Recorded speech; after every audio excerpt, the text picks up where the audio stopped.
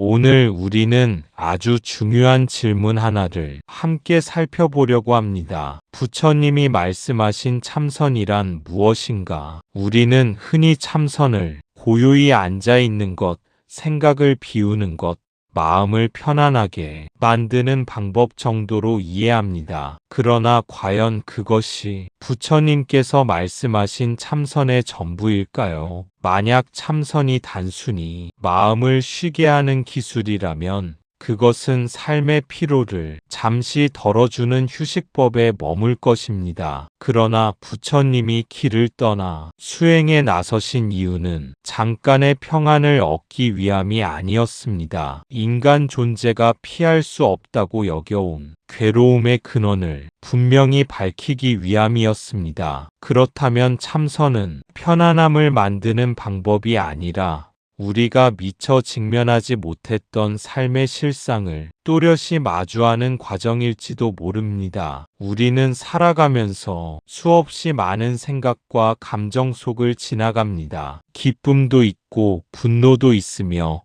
기대와 실망이 교차합니다. 그때마다 우리는 바깥 상황을 먼저 붙잡습니다. 누가 나를 힘들게 했는지, 무엇이 잘못되었는지 따지느라 분주합니다. 하지만 참선은 시선을 바깥에서 안으로 돌리는 일입니다. 상황을 분석하기보다 그 상황을 대하는 내 마음의 움직임을 살피는 것입니다. 마음은 늘 무언가를 붙잡으려 합니다. 좋으면 더 오래 지속되기를 바라며 움켜쥐고 싫으면 밀어내려 했습니다. 이 붙잡음과 밀어냄이 반복되면서 긴장이 생기고 그 긴장이 쌓여 괴로움이 됩니다. 참선은 바로 이 미세한 움직임을 알아차리는 자리입니다. 어떤 생각이 올라오는 순간 이미 거기에는 원인과 조건이 작용하고 있음을 보는 것입니다. 또한 참선은 특별한 체험을 쫓는 일이 아닙니다. 빛을 본다거나 신비로운 감각을 경험하는 것이 목적이 아닙니다. 오히려 평범하고 반복적인 일상 속에서 일어나는 마음의 흐름을 꾸준히 관찰하는 데 있습니다. 지루함이 느껴질 때 그 지루함을 보고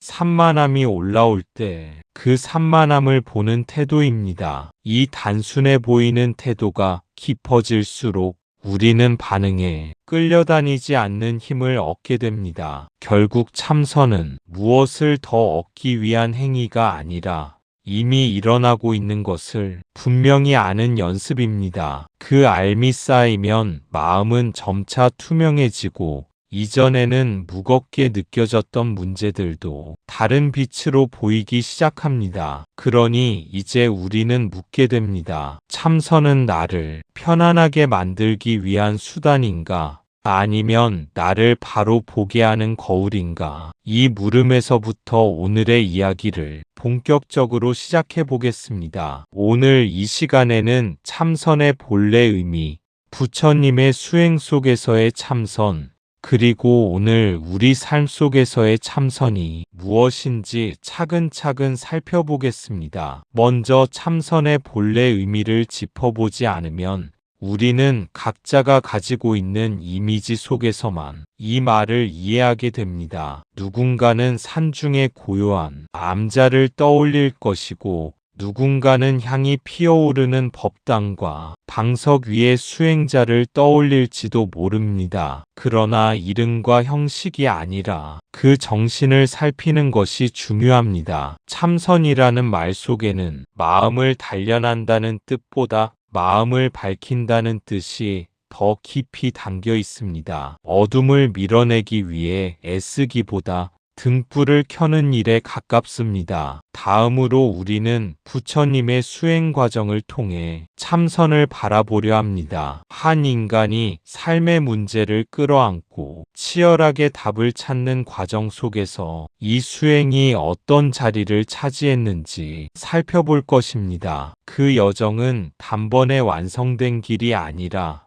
시행착오와 통찰이 거듭된 시간이었습니다. 그 흐름을 이해할 때 참선은 추상적인 개념이 아니라 살아있는 경험으로 다가옵니다. 수행은 이상적인 상태를 상상하는 일이 아니라 현실의 한복판에서 길을 찾는 과정임을 알게 됩니다. 그리고 마지막으로 우리는 오늘 우리의 삶 속에서 참선이 어떤 의미를 가질 수 있는지 생각해 보려 합니다. 빠른 속도와 복잡한 관계 속에서 살아가는 지금의 우리에게 이 수행은 어떤 역할을 할 수 있을까요? 반복되는 일상과 예측하기 어려운 변화 속에서 마음을 잃지 않는 방법은 무엇일까요? 참선은 특별한 공간에 들어가야만 가능한 일이 아니라 삶을 살아내는 태도와 연결되어 있을지도 모릅니다. 이 세 가지 흐름을 따라가며 우리는 한 가지 공통된 맥을 발견하게 될 것입니다. 그 맥은 과거와 현재를 잇고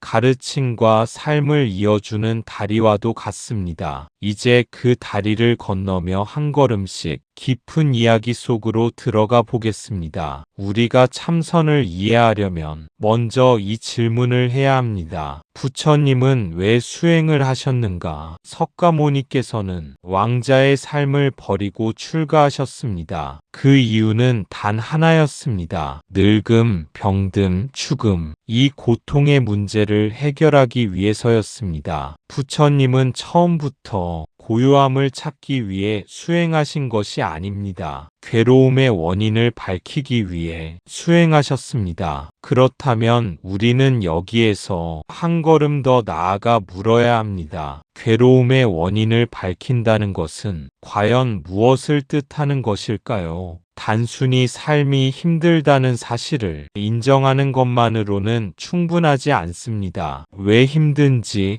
무엇이 우리를 반복해서 같은 자리로 되돌려 놓는지 깊이 살펴보아야 합니다. 부처님께서는 겉으로 드러난 현상에 머무르지 않으셨습니다. 늙고 병들고 죽는 현실을 보되 그 이면에 작용하는 마음의 구조를 탐구하셨습니다. 사람들은 대개 괴로움이 오면 그것을 피하려 하거나 잠시 잊으려 합니다. 그러나 그런 방식으로는 근본적인 해결에 다가갈 수 없습니다. 피한다고 해서 사라지지 않고 외면한다고 해서 없어지지 않기 때문입니다. 그래서 수행은 도망이 아니라 직면이 됩니다. 눈을 감는 행위가 아니라 오히려 더 분명히 바라보는 태도가 됩니다. 부처님께서는 인간이 경험하는 모든 괴로움이 우연히 생겨나는 것이 아니라는 사실을 통찰하셨습니다. 거기에는 반드시 원인이 있고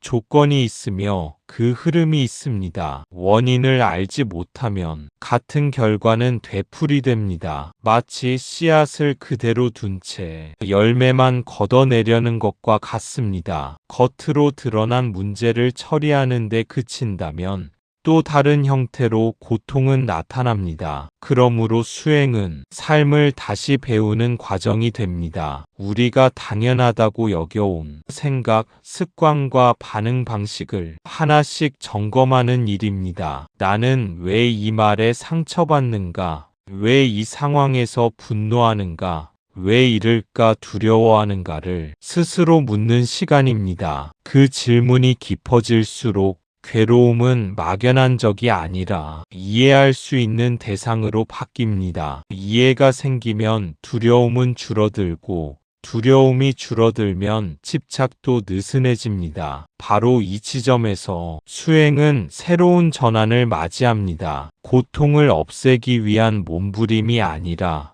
고통을 꿰뚫어보는 지혜로 나아가게 됩니다. 그 당시에도 이미 깊은 선정 수행을 가르치는 스승들이 있었습니다. 부처님은 그들에게서 깊은 선정 상태를 배웠고 아주 높은 단계의 고요함에 도달하셨습니다. 그러나 거기에서 멈추지 않으셨습니다. 왜냐하면 고요함은 잠시의 쉼일 뿐 고통의 뿌리를 뽑아내지는 못했기 때문입니다. 이 지점이 매우 중요합니다. 참선은 단순한 고요함이 아니라 고통의 근원을 통찰하는 수행입니다. 깊은 고요 속에서는 생각의 파도가 잦아들고 감각의 움직임도 희미해집니다. 그 상태에 이르면 세상의 소란이 멀어지고 마음은 한없이 맑아진 듯 느껴집니다. 많은 수행자들이 바로 그 지점에서 더 이상 나아갈 필요를 느끼지 못합니다. 그러나 부처님께서는 그 평온함 속에서도 아직 해결되지 않은 무엇을 보셨습니다. 고요한 동안에는 번뇌가 잠잠해 보이지만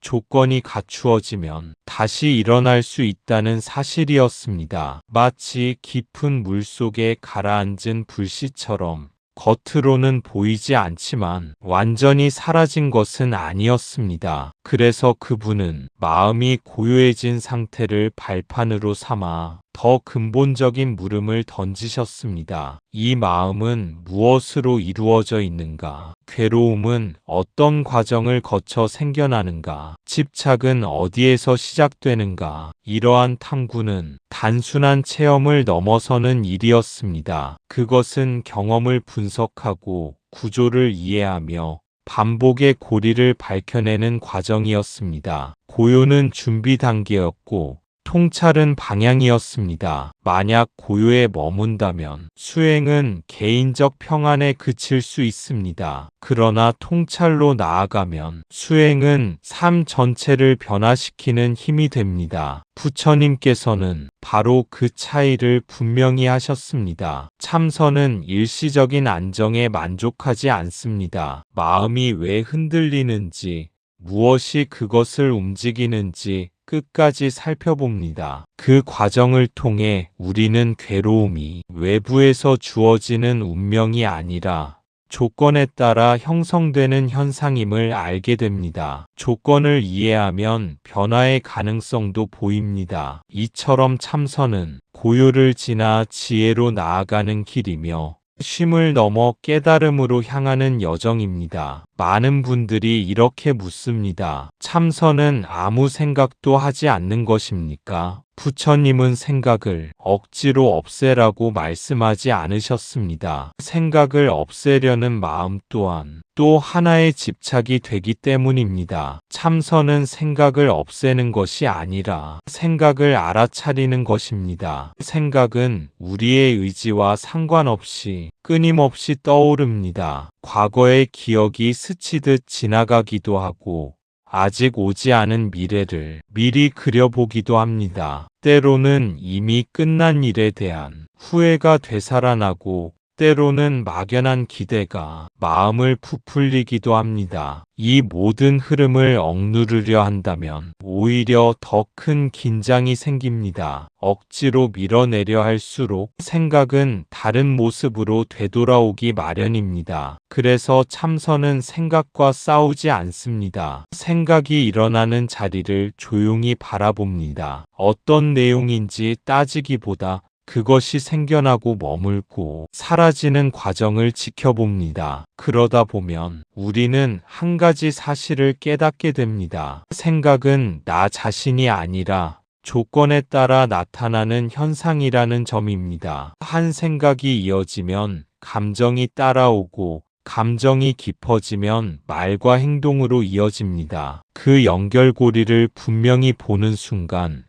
우리는 자동적으로 반응하지 않을 수 있는 여지를 갖게 됩니다. 이 여지가 바로 수행의 힘입니다. 생각이 있다고 해서 반드시 그 생각을 따라가야 하는 것은 아닙니다. 화가 나는 생각이 떠올라도 즉시 말로 터뜨리지 않을 수 있습니다. 불안한 상상이 지나가더라도 그 상상 속에 빠져들지 않을 수 있습니다. 이처럼 알아차림은 선택의 공간을 만들어줍니다. 그 공간 안에서 우리는 보다 지혜로운 방향을 택할 수 있습니다. 참선은 생각을 비워 텅 빈 상태를 만드는 일이 아니라 생각에 휘둘리지 않는 힘을 기르는 과정입니다. 생각을 적으로 돌리지도 않고 무조건 믿지도 않습니다. 다만 그 흐름을 또렷이 인식하며 한 걸음 떨어져 바라봅니다. 그렇게 바라보는 시간이 쌓이면 마음은 점차 맑아지고 중심을 잡게 됩니다. 생각이 일어나면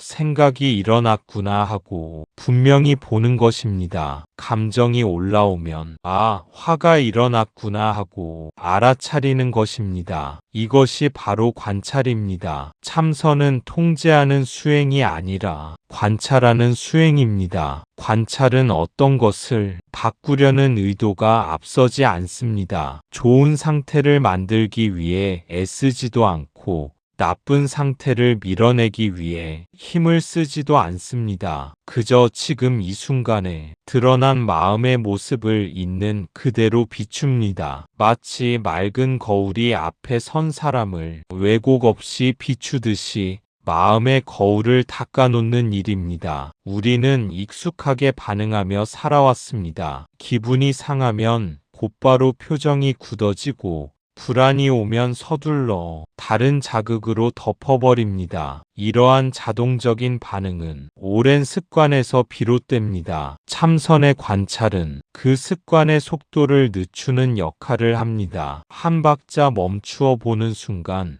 이전에는 보이지 않던 흐름이 드러납니다. 화가 올라오기 전에 기대 이전의 바람, 그 바람을 지탱하는 두려움까지 차례로 보이기 시작합니다. 이처럼 관찰은 표면이 아니라 근원을 향해 나아갑니다. 그리고 그 과정을 통해 우리는 감정과 동일시하던 태도에서 조금씩 벗어납니다. 나는 화 그 자체가 아니라 화를 알아차리는 자리임을 알게 됩니다. 나는 슬픔에 잠긴 존재가 아니라 슬픔을 인식하는 마음임을 체험하게 됩니다. 이 차이는 작아 보이지만 삶의 방향을 바꾸는 힘을 지닙니다. 통제하려는 태도는 긴장을 만들지만 관찰하는 태도는 이해를 낳습니다. 이해가 깊어질수록 억지로 누르지 않아도 자연스러운 변화가 일어납니다. 감정은 생겨났다가 사라지고 생각은 이어지다가 멈춥니다. 그 과정을 반복해서 지켜보는 동안 마음은 점차 단단해지면서도 부드러워집니다. 참선은 외부를 지배하려는 힘이 아니라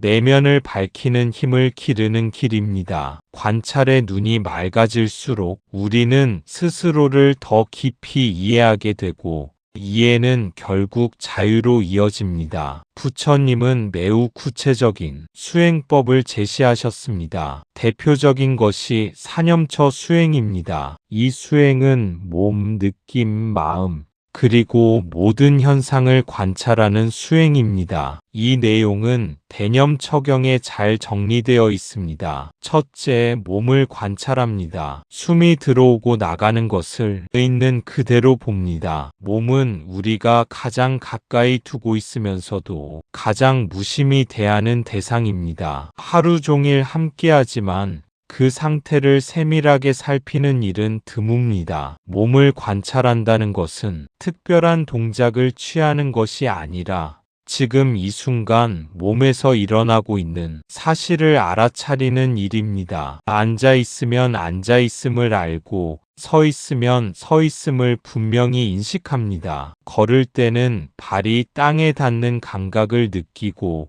손을 움직일 때는 그 움직임의 방향과 속도를 느껴봅니다. 이렇게 단순한 알아차림을 반복하다 보면 몸은 더 이상 무심한 대상이 아니라 살아있는 경험의 장이 됩니다. 몸에는 늘 감각이 일어납니다. 따뜻함, 차가움, 무거움, 가벼움 같은 다양한 느낌이 끊임없이 변합니다. 우리는 보통 그 감각을 즉시 좋고 나쁨으로 판단하지만 관찰의 태도에서는 판단을 잠시 내려놓습니다. 그저 이런 감각이 있구나 하고 아는 것입니다. 아프면 아픔을 알고 편안하면 편안함을 압니다. 중요한 것은 바꾸려 하기 전에 먼저 분명히 아는 것입니다. 몸을 있는 그대로 보는 연습은 현재로 돌아오는 가장 직접적인 길이 됩니다. 마음은 과거와 미래로 쉽게 흩어지지만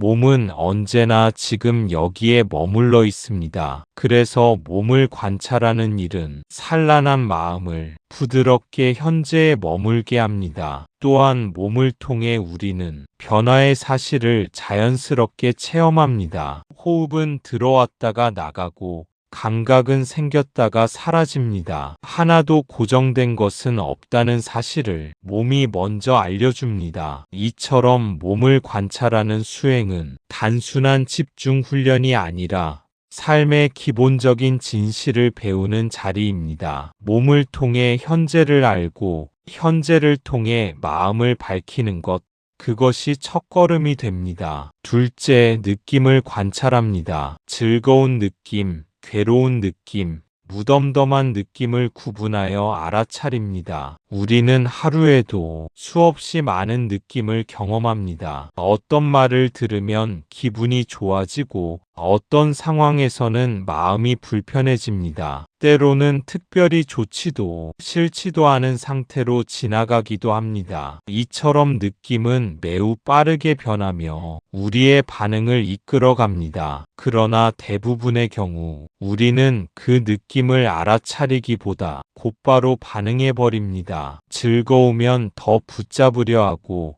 괴로우면 서둘러 밀어내려 합니다. 무덤덤하면 별 의미 없이 흘려보냅니다. 느낌을 관찰한다는 것은 이 자동적인 반응 이전의 순간을 포착하는 일입니다. 지금 이 마음이 편안한지 불편한지 특별한 자극이 없는지 조용히 살펴봅니다. 그 과정에서 우리는 한 가지 중요한 사실을 발견하게 됩니다. 느낌은 오래 지속되지 않는다는 점입니다. 즐거움도 시간이 지나면 옅어지고 괴로움도 조건이 바뀌면 사라집니다. 무덤덤한 상태 역시 그대로 머물지 않습니다. 이 변화를 직접 경험할 때 우리는 느낌에 대한 집착을 조금씩 내려놓을 수 있습니다. 즐거운 느낌이 사라질까 두려워하지 않고 괴로운 느낌이 영원할 것처럼 절망하지 않게 됩니다. 느낌은 나의 본질이 아니라 잠시 머무는 현상임을 알게 되기 때문입니다. 또한 느낌은 생각과 감정의 씨앗이 되기도 합니다. 작은 불편함이 반복되면 짜증으로 이어지고 작은 즐거움이 커지면 집착으로 이어집니다. 느낌을 알아차리는 일은 그 연결고리를 초기에 보는 일입니다. 초기에 볼 수 있다면 불필요한 확대를 막을 수 있습니다. 이처럼 느낌을 관찰하는 수행은 마음의 흐름을 세밀하게 이해하도록 돕습니다. 느낌을 정확히 아는 힘이 자라날수록 우리는 더 안정된 마음으로 삶을 마주하게 됩니다. 셋째, 마음을 관찰합니다. 탐욕이 있는 마음인지, 성냄이 있는 마음인지, 어리석음이 있는 마음인지 봅니다. 마음을 관찰한다는 것은 생각 하나하나의 내용을 따지는 일이 아니라 지금 마음이 어떤 상태에 놓여 있는지를 아는 일입니다. 밝은지 흐린지, 넓은지 좁은지, 안정되어 있는지 흔들리고 있는지를 살펴봅니다. 탐욕이 일어나 있으면 그것을 숨기지 않고 알아차립니다. 무언가를 더 가지려는 마음이 있는지, 인정받고 싶어 조급해하는 마음이 있는지 조용히 들여다봅니다. 성냄이 일어나 있으면 그 열기를 봅니다. 누군가에 대한 반감, 상황에 대한 불만이 마음을 차지하고 있는지 확인합니다. 어리석음이 자리하고 있다면 분명히 알지 못한 채 막연히 끌려가는 상태임을 알아차립니다. 중요한 것은 스스로를 비난하지 않는 태도입니다. 마음의 상태를 본다고 해서 그 자체가 잘못이라는 뜻은 아닙니다. 다만 지금 이 순간이 사실을 인정하는 것입니다. 이렇게 보면 우리는 마음이 고정된 실체가 아니라 끊임없이 변하는 흐름임을 알게 됩니다. 탐욕이 잠시 올라왔다가 사라지고 성냄이 스쳤다가 약해집니다. 맑은 마음도 잠시 후에는 흐려질 수 있습니다. 이 변화의 과정을 거듭해서 지켜보는 동안 우리는 마음에 끌려다니기보다 마음을 이해하게 됩니다. 이해가 깊어질수록 동일시가 줄어듭니다. 나는 탐욕 그 자체가 아니라 탐욕을 인식하는 자리임을 알게 됩니다. 나는 성냄에 사로잡힌 존재가 아니라 성냄이 일어난 사실을 아는 마음임을 체험합니다. 이 인식의 전환은 삶을 크게 바꾸는 힘이 됩니다. 마음의 상태를 정확히 아는 힘이 곧 자유의 시작이기 때문입니다. 넷째, 모든 현상을 관찰합니다. 집착이 어떻게 일어나고 사라지는지 봅니다. 여기서 중요한 것은 판단하지 않는다는 점입니다. 좋다, 나쁘다 평가하지 않습니다. 그저 있는 그대로 봅니다. 이것이 참선의 핵심입니다. 여기서 말하는 현상은 몸과 느낌과 마음을 넘어 그 안에서 일어나는 모든 작용을 포함합니다. 생각이 이어지는 과정, 감정이 커졌다가 줄어드는 흐름, 어떤 대상의 마음이 끌리는 순간까지도 살펴봅니다. 특히 집착이 생겨나는 장면을 놓치지 않습니다. 마음이 어떤 대상을 향해 붙잡으려는 미세한 움직임을 알아차립니다. 처음에는 단순한 관심처럼 보이지만 그 안에는 반복하려는 욕구가 숨어 있을 수 있습니다. 그 욕구가 강화되면 기대가 되고 기대가 어긋나면 실망과 괴로움으로 이어집니다. 이 전개 과정을 차분히 지켜보는 것이 수행입니다. 또한 집착이 약해지고 사라지는 순간도 관찰합니다. 붙잡고 있던 생각이 힘을 잃을 때 감정이 자연스럽게 가라앉는 때를 알아차립니다. 그렇게 보면 모든 현상은 고정되어 있지 않고 끊임없이 조건에 따라 변한다는 사실이 드러납니다. 여기에서 판단을 멈추는 태도가 중요해집니다. 좋다고 붙들면 또 다른 집착이 생기고 나쁘다고 밀어내면 또 다른 저항이 생깁니다. 평가하지 않는다는 것은 무관심하다는 뜻이 아니라 왜곡 없이 바라본다는 뜻입니다. 있는 그대로 보는 동안 마음은 점점 맑아집니다. 왜곡된 해석이 줄어들수록 사물과 마음의 관계가 단순해집니다. 현상은 그저 현상으로 머물고 거기에 불필요한 의미를 덧붙이지 않게 됩니다. 이러한 관찰이 깊어질수록 우리는 경험을 통제하려는 태도에서 벗어나게 됩니다. 대신 이해와 수용의 힘이 자라납니다. 결국 모든 현상을 있는 그대로 보는 연습은 세상을 새롭게 인식하는 토대가 됩니다. 많은 사람들이 집중과 참선을 혼동합니다. 집중은 한 대상에 마음을 모으는 것입니다. 촛불을 바라보며 생각을 하나로 모으는 것입니다. 그러나 참선은 마음이 어떻게 움직이는지를 보는 것입니다. 집중은 도구입니다. 참선은 통찰입니다. 집중은 흩어진 마음을 한 곳에 모아주는 힘을 길러줍니다. 산만하게 흘러가던 의식이 한 대상에 머물면 마음은 이전보다 안정되고 또렷해집니다. 이 안정은 수행의 바탕이 됩니다. 그러나 한 대상에 오래 머문다고 해서 저절로 지혜가 생기는 것은 아닙니다. 대상을 놓는 순간 다시 번뇌가 일어난다면 그것은 아직 근본을 본 것이 아닙니다. 그래서 참선은 집중 위에 서서 한 걸음 더 나아갑니다. 마음이 어디로 향하는지, 무엇을 붙잡는지, 어떤 조건에서 흔들리는지를 살펴봅니다. 한 생각이 일어나 다음 생각으로 이어지는 과정을 관찰하고 그 사이에 작용하는 의도를 봅니다. 집중이 빛을 모아주는 렌즈라면 참선은 그 빛으로 사물을 비추어 구조를 드러내는 일과 같습니다. 집중은 힘을 기르는 단계이고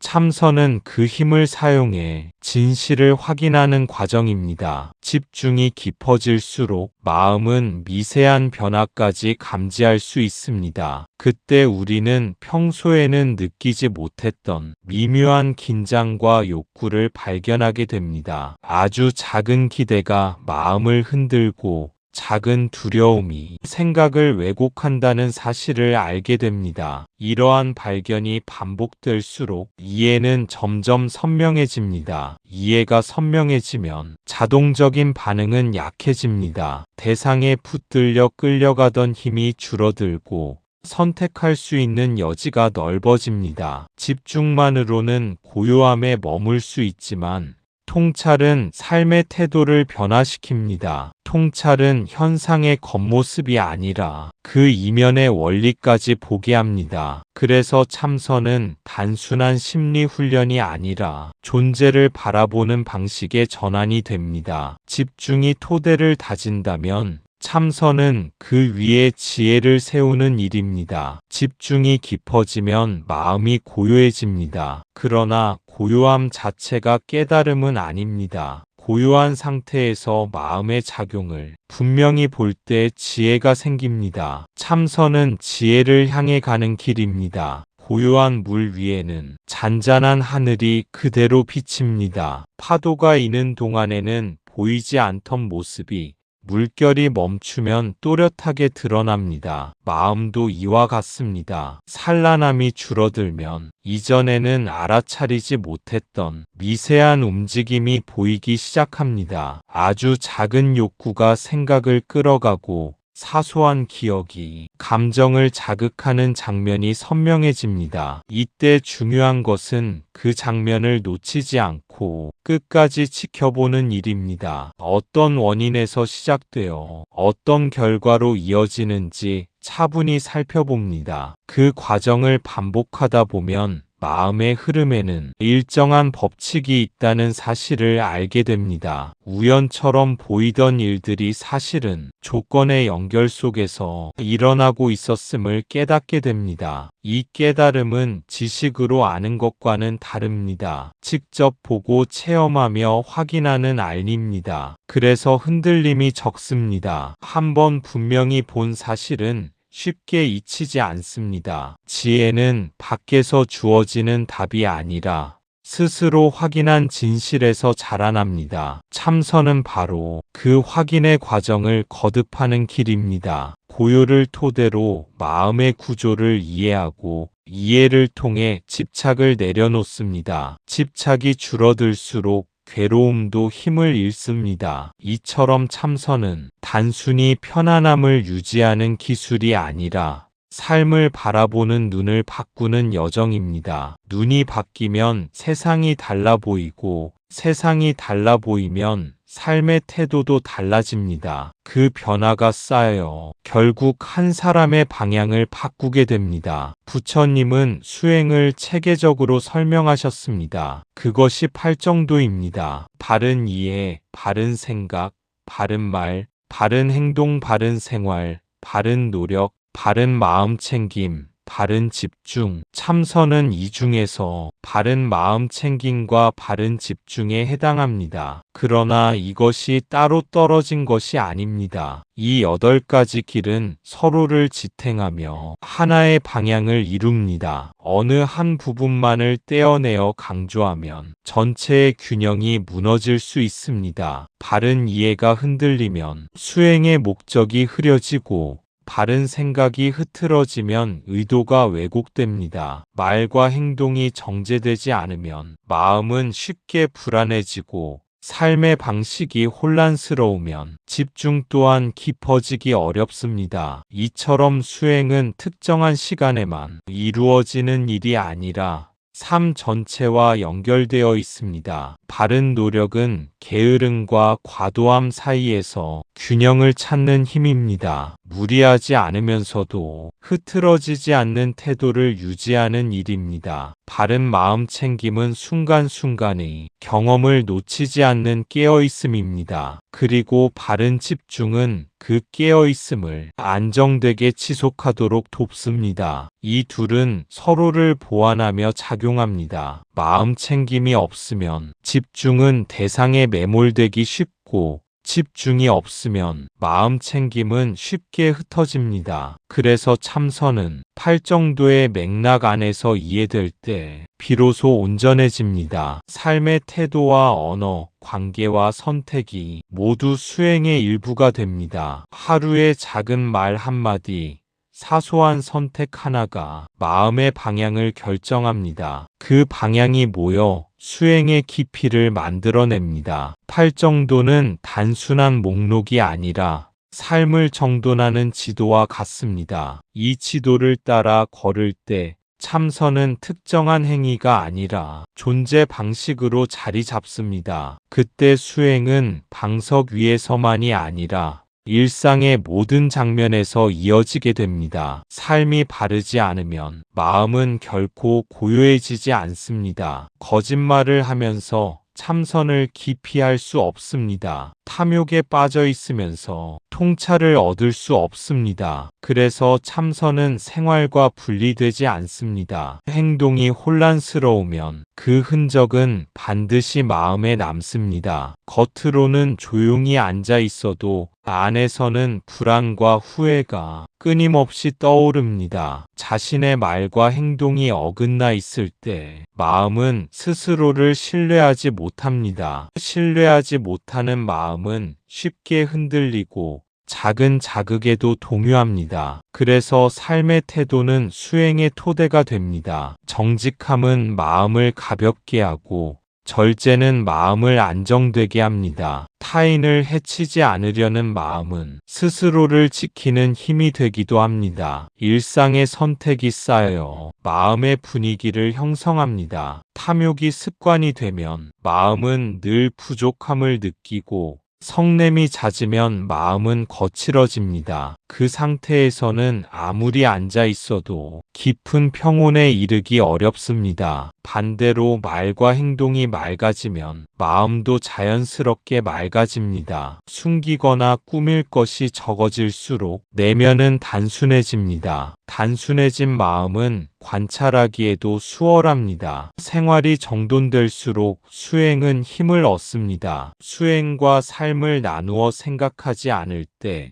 우리는 매 순간을 연습의 자리로 삼을 수 있습니다. 대화하는 태도, 일하는 자세, 관계를 맺는 방식이 모두 수행의 연장선이 됩니다. 이처럼 참선은 특정한 시간에만 머무는 행위가 아니라 하루의 흐름 속에서 이어지는 태도입니다. 삶을 바로 세우는 노력이 쌓일수록 마음은 더 깊이 가라앉을 수 있습니다. 그 토대 위에서 비로소 통찰의 문도 자연스럽게 열립니다. 현대인은 매우 바쁩니다. 눈을 뜨는 순간부터 수많은 정보가 밀려옵니다. 비교, 경쟁, 성취 압박, 끊임없는 자극 속에서 마음은 항상 바깥을 향하고 있습니다. 참선이 어려운 이유는 마음이 산란해서가 아니라 산란함을 인정하기 싫어서입니다. 우리는 잠시라도 멈추면 뒤처질 것 같은 불안을 안고 살아갑니다. 가만히 있는 시간은 낭비처럼 느껴지고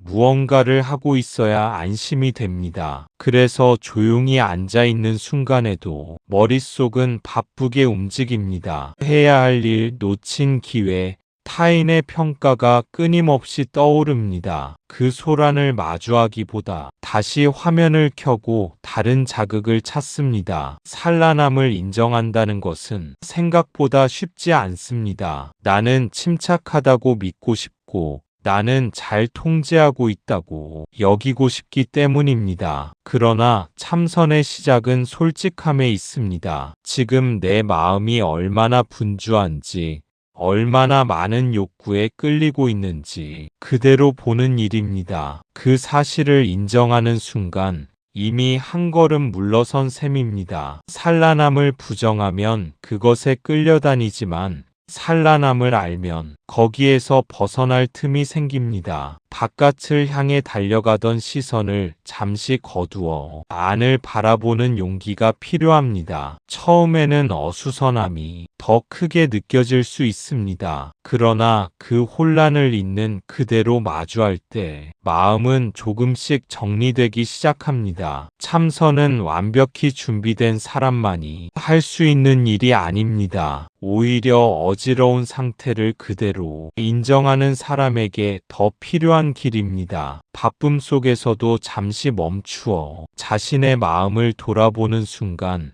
그 자리가 곧 수행의 자리입니다. 밖을 향해 흩어졌던 에너지가 안으로 모일 때 우리는 비로소 스스로를 만나게 됩니다. 참선을 시작하면 비로소 자신의 혼란이 보이기 시작합니다. 그러면 사람들은 이렇게 말합니다. 나는 참선에 소질이 없다. 그러나 그것은 실패가 아닙니다. 보이기 시작한 것입니다. 참선은 성공하는 수행이 아니라 드러나는 수행입니다. 그동안 보지 못했던 장면이 드러나면 당황스러울 수 있습니다. 조용할 것이라 기대했던 자리에서 오히려 더 많은 생각과 감정이 일어나는 것을 경험하기 때문입니다. 그러나 그것은 새로 생긴 혼란이 아니라 이미 존재하던 흐름이 비로소 인식된 것입니다. 마치 어두운 방에 불을 켰을 때 먼지가 보이는 것과 같습니다. 먼지가 생긴 것이 아니라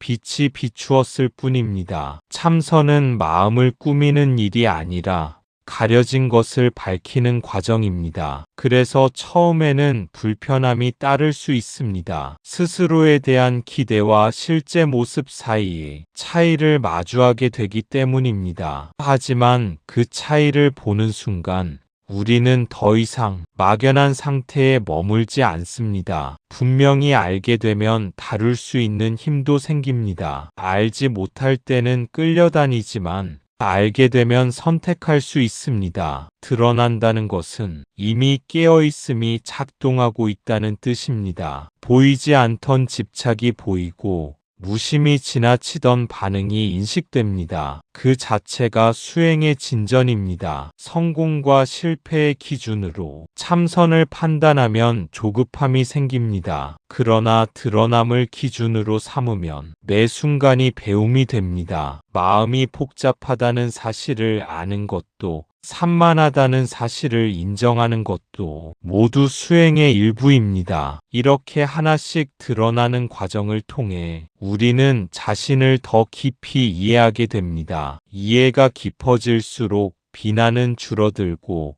대신 자비가 자라납니다. 참선은 완벽해지기 위한 경쟁이 아니라 있는 그대로를 밝혀가는 여정입니다. 어떤 사람은 참선을 현실을 피하는 수단으로 사용합니다. 괴로우니 앉습니다. 힘드니 눈을 감습니다. 그러나 부처님은 현실을 직면하셨습니다. 병듦을 보았고 늙음을 보았고 죽음을 보았습니다. 참선은 괴로움을 피하는 것이 아니라 괴로움의 구조를 이해하는 것입니다. 눈을 감는다고 해서 문제가 사라지는 것은 아닙니다. 잠시 감각을 줄일 수는 있지만 조건이 다시 갖추어지면 같은 괴로움은 되풀이됩니다. 그래서 수행은 현실을 외면하는 피난처가 아니라 현실을 더 또렷이 마주하는 자리입니다. 괴로움이 일어나는 순간을 피하지 않고 그 안에 머물러 봅니다. 어떤 생각이 그것을 키우는지,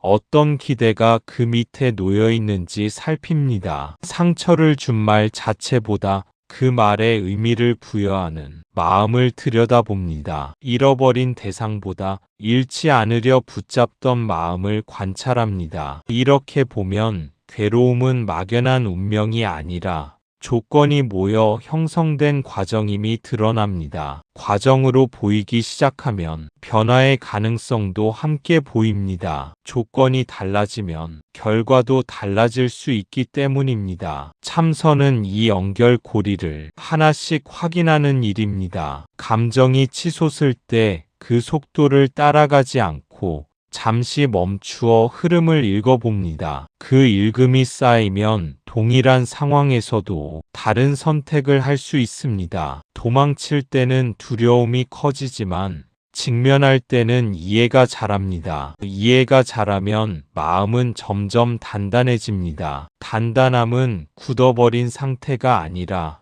흔들려도 무너지지 않는 힘입니다. 참선은 고통을 없애겠다는 조급함을 내려놓고 그 작동 원리를 배워가는 여정입니다. 그 배움이 깊어질수록 우리는 현실 한가운데에서도 중심을 잃지 않게 됩니다. 분노가 일어날 때 그 분노를 없애려 하지 말고 그 분노를 구성하는 조건을 보십시오. 기대가 있었는지, 집착이 있었는지, 두려움이 있었는지 보는 순간 분노는 이미 변하기 시작합니다. 분노는 갑자기 하늘에서 떨어지듯 생겨나는 것이 아닙니다. 그 안에는 이미 여러 층의 마음이 겹겹이 쌓여 있습니다. 내 뜻대로 되기를 바라는 마음, 인정받고 싶어하는 마음, 상처받지 않으려는 마음이 뒤엉켜 있습니다. 그 층을 하나씩 살펴보면 분노는 단순한 폭발이 아니라 지켜지지 못한 기대의 표현임을 알게 됩니다. 또는 이해받지 못했다는 외로움이 숨어 있을 수도 있습니다. 이처럼 조건을 바라보는 태도는 감정을 분석하려는 지적인 작업이 아니라 직접 체험 속에서 확인하는 과정입니다. 가슴이 뜨거워지고 호흡이 거칠어지는 순간을 놓치지 않고 지켜봅니다. 말이 튀어나오기 직전이 긴장을 알아차립니다. 그 짧은 순간에 이미 변화는 시작됩니다. 자동적으로 반응하던 흐름이 느려지고 선택할 수 있는 틈이 생깁니다. 분노를 억누르면 안에서 다른 형태로 쌓이지만 조건을 이해하면 힘이 자연히 약해집니다. 이해는 밀어내는 힘이 아니라 녹이는 힘입니다. 왜 이런 감정이 일어났는지 분명히 알게 되면 타인에 대한 원망도 조금씩 줄어듭니다. 대신 스스로의 마음을 더 깊이 들여다보게 됩니다. 이 반복 속에서 우리는 감정에 휘둘리는 존재에서 감정을 알아차리는 존재로 자리 이동을 합니다. 분노가 사라지는 것이 목표가 아니라 분노의 흐름을 꿰뚫어 보는 눈이 자라는 것이 중요합니다. 그 눈이 열릴수록 감정은 더 이상 두려운 적이 아니라 배움의 대상이 됩니다. 이렇게 관찰이 깊어질수록 마음은 점차 자유로워집니다. 참선은 하루아침에 완성되지 않습니다. 처음에는 몸을 바르게 앉는 것부터 시작합니다. 그 다음에는 호흡을 관찰합니다. 그리고 생각과 감정을 알아차립니다. 그 다음에는 모든 것이 변하고 있다는 사실을 봅니다. 기쁨도 변하고 슬픔도 변하고 몸도 변하고 생각도 변합니다. 이 변화를 깊이 체험할 때 집착이 조금씩 느슨해집니다. 이때 마음은 가벼워집니다. 이 가벼움은 억지로 만들어낸 상태가 아닙니다. 무언가를 붙잡고 있던 힘이 서서히 풀리면서 자연스럽게 드러나는 느낌입니다. 처음에는 아주 미세하게 다가옵니다. 이전 같으면 크게 흔들렸을 일에도 조금은 여유가 생깁니다. 감정이 일어나더라도 곧바로 휩쓸리지 않고 한 걸음 떨어져 바라볼 수 있습니다. 이 경험이 쌓이면서 수행에 대한 신뢰도 함께 자랍니다. 변화는 거창한 사건으로 오지 않습니다. 작은 알아차림이 반복되면서 서서히 삶의 태도를 바꿉니다. 앉는 시간은 짧더라도 그 영향은 하루 전체로 이어집니다. 말을 하기 전 잠시 멈추는 습관이 생기고 선택 앞에서 한 번 더 살피는 여유가 생깁니다. 이러한 변화는 겉으로는 드러나지 않을 수 있지만 내면에서는 분명한 전환입니다. 또한 변화를 본다는 것은 무상함을 받아들이는 일과도 연결됩니다. 모든 것이 흐른다는 사실을 깊이 체험하면 영원히 붙들어야 할 것도 줄어듭니다. 놓아야 할 때를 아는 지혜가 자랍니다. 그 지혜는 체념이 아니라 균형입니다. 얻을 때는 감사하고 잃을 때는 담담해지는 힘입니다. 이 힘이 자리 잡으면 마음은 이전보다 넓어집니다. 좁은 기준에 갇히지 않고 상황에 맞추어 유연하게 대응합니다. 참선의 길은 멀어 보이지만 한 걸음 한 걸음이 모두 과정입니다. 지금 이 자리에서 바르게 앉고 숨을 알고 변화를 보는 순간이 이미 그 길 위에 서 있는 것입니다. 참선은 마음을 비우는 기술이 아닙니다. 참선은 모든 것이 조건 따라 일어나고 조건 따라 사라진다는 사실을 체험하는 수행입니다. 이 통찰이 깊어질수록 나라는 생각이 옅어집니다. 내가 화났다에서 화가 일어났다로 바뀝니다. 내가 괴롭다에서 괴로움이 있다로 바뀝니다. 이 차이는 매우 큽니다. 주인이 사라지면 집착이 줄어듭니다. 집착이 줄어들면 세상을 대하는 방식도 달라집니다. 무엇이든 붙들어야만 안전하다고 느끼던 마음이 조금씩 이완됩니다. 경험이 일어날 때마다 그것을 나의 것으로 단단히 묶지 않게 됩니다. 생각은 생각으로, 감정은 감정으로 머물다 지나가는 흐름으로 보입니다. 이러한 관점의 전환은 삶 전체에 깊은 영향을 줍니다. 칭찬을 들어도 과하게 들뜨지 않고 비난을 받아도 쉽게 무너지지 않습니다. 왜냐하면 그것이 나의 본질을 규정하는 절대적인 기준이 아니라는 것을 알기 때문입니다. 모든 반응은 조건 위에서 잠시 형성된 현상임을 체험적으로 이해하게 됩니다. 그러면 방어하려는 힘도 줄어듭니다. 자기를 증명하려 애쓰지 않아도 되고 타인을 이기려 애쓰지 않아도 됩니다. 그 자리에 대신 생겨나는 것은 여유입니다. 여유는 무관심이 아니라 상황을 있는 그대로 받아들일 수 있는 넉넉함입니다. 또한 책임을 회피하는 태도와도 다릅니다. 오히려 더 또렷하게 보고 더 분명하게 행동하게 됩니다. 다만 그 행동 뒤에 과도한 동일시가 붙지 않을 뿐입니다. 이처럼 나라는 중심이 느슨해질수록 관계도 부드러워집니다. 상대 역시 조건 속에서 반응하는 존재임을 이해하게 되기 때문입니다. 그 이해는 자연스럽게 자비로 이어집니다. 자기 자신에게도 타인에게도 조금 더 따뜻해집니다. 결국 참선은 특별한 상태를 얻는 일이 아니라 경험을 바라보는 방식이 바뀌는 일입니다. 그 변화가 깊어질수록 마음은 더 투명해지고 삶은 더 단순해집니다. 참선은 반드시 방석 위에서만 이루어지지 않습니다. 걷는 동안에도 설거지를 하면서도 대화를 하면서도 참선은 가능합니다. 지금 걷고 있음을 아는 것, 지금 말하고 있음을 아는 것, 지금 화가 올라오고 있음을 아는 것, 이 알아차림이 참선입니다. 부처님은 이렇게 말씀하셨습니다. 마음을 잘 지키는 자는 행복하다. 이 가르침은 법구경에 전해집니다. 행복은 바깥에서 오는 것이 아니라 지켜진 마음에서 나옵니다. 마음이 지켜진다는 것은 억누른다는 뜻이 아닙니다. 흐트러질 때마다 다시 돌아오는 힘을 기르는 일입니다. 밖으로 흩어지던 주의를 부드럽게 현재로 돌려놓는 습관입니다. 그 습관이 쌓이면 일상의 모든 장면이 수행의 자리가 됩니다. 출근길의 분주함도,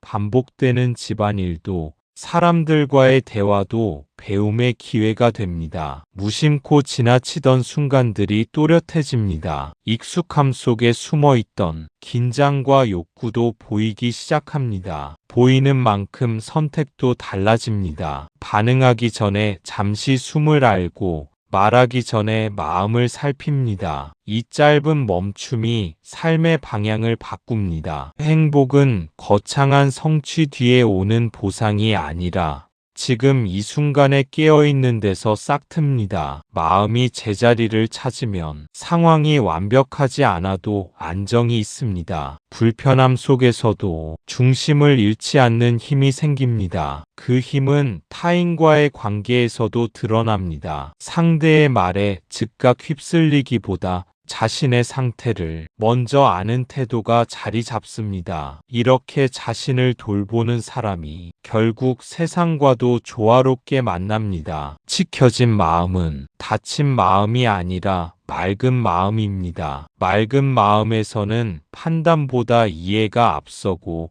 조급함보다 신중함이 앞섭니다. 그래서 행복은 멀리 있지 않습니다. 매 순간 알아차림으로 돌아오는 그 자리에서 조용히 자랍니다. 우리는 늘 바깥을 향해 달려왔습니다. 그러나 참선은 방향을 안쪽으로 돌리는 일입니다. 밖을 바꾸기 전에 마음을 봅니다. 세상을 고치기 전에 집착을 봅니다. 참선은 거창하지 않습니다. 지금 이 순간 숨을 아는 것에서 시작합니다. 오늘 이 자리에서 잠시 눈을 감고 숨이 들어오고 나가는 것을 느껴보십시오. 아무것도 바꾸려 하지 말고 그저 보십시오. 그 보는 마음이 이미 참선입니다. 그렇게 잠시 멈추어 서는 순간 우리는 익숙한 속도에서 내려옵니다. 늘 무언가를 이루어야 한다는 압박, 더 나아가야 한다는 조급함이 잠시 힘을 잃습니다. 안으로 향한 시선은 특별한 세계를 보여주기보다 지금까지 외면해온 자신의 상태를 드러냅니다. 고요하지 않아도 괜찮습니다. 생각이 많아도 괜찮습니다. 중요한 것은 그것을 알아차리고 있다는 사실입니다. 그 알아차림은 작지만 분명한 전환입니다. 삶을 끌려가듯 살아가는 자리에서 삶을 지켜보는 자리로 옮겨서는 일입니다. 이 자리가 익숙해질수록 우리는 점점 덜 흔들립니다. 환경이 변해도 중심을 잃지 않고 관계 속에서도 자신을 놓치지 않습니다. 참선은 세상을 등지는 길이 아니라 세상을 더 분명히 마주하기 위한 준비입니다. 마음을 본다는 것은 현실을 더 또렷하게 받아들이겠다는 뜻이기 때문입니다. 그렇게 쌓인 순간들이 하루를 바꾸고 하루가 쌓여 삶의 방향을 바꿉니다. 거창한 결심이 없어도 됩니다. 다만 자주 돌아오면 됩니다. 숨으로, 몸으로, 지금 이 자리로. 그 반복 속에서 우리는 조금씩 단단해지고 동시에 부드러워집니다. 나무 아미타불 관세음보살, 밖을 향해 달리던 힘이 안에서 균형을 찾을 때 삶은 더 이상 소모가 아니라 성숙의 과정이 됩니다. 이 길은 멀리 있지 않습니다. 지금 이 순간을 아는 그 마음에서 이미 시작되었고 또한 완성의 씨앗을 품고 있습니다. 감사합니다. 구독과 좋아요는 저에게 큰 힘이 됩니다.